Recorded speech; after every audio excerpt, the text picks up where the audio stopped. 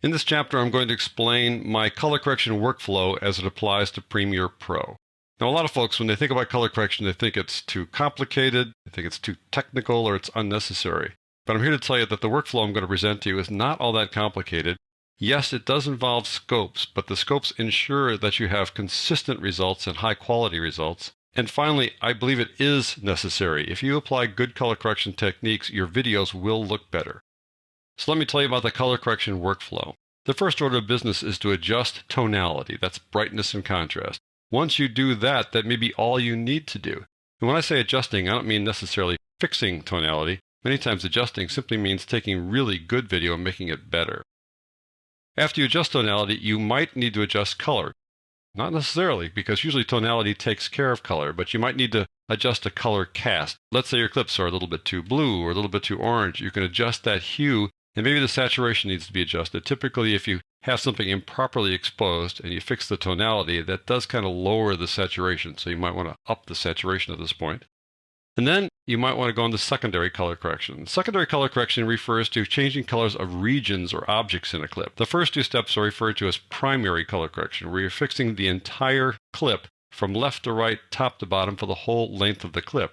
Secondary color correction refers to just portions of the clip, things within the frame. So you might change the color of, let's say, clothing or a sky or something like that. Then you might want to give your clips looks, sometimes called filmic looks. You might want to make them look warm or cool or gritty. Give them a soft focus, things like that.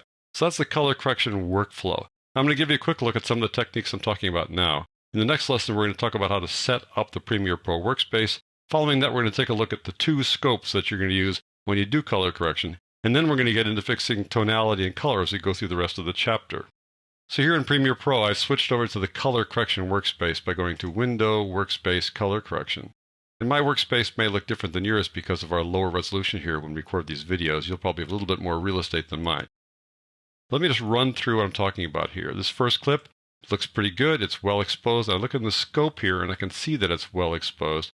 But I do want to give it a little bit more contrast. So I just apply something called the Luma Curve. And we're going to use the Luma Curve a lot and give it a little bit of contrast. And you can see how the contrast changes there. That's something we can do. You take a good clip and you make it look a little bit better. Here's something where it's clearly overexposed, a little bit too bright, and then you apply the Luma Curve to adjust that brightness and that contrast. We're going to use the Luma Curve and the Fast Color Corrector as the two main effects as we go through this chapter. Here it's underexposed, so I can fix that with the Luma Curve as well. This little curve here, we're going to fix the underexposure by doing that. We've got something where the exposure is really off the charts. It's overexposed and underexposed. The dynamic range here is a little bit too wide. We need to bring it down a bit. Things are a little too bright, a little too dark. So you can fix that again with a Luma Curve, just like this.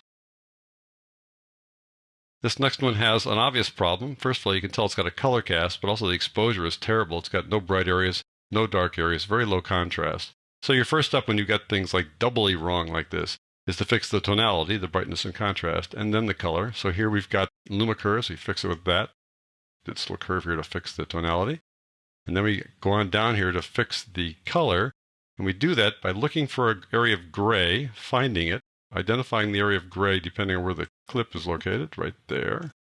And then I say, okay, let's make that really gray instead of that kind of greenish color.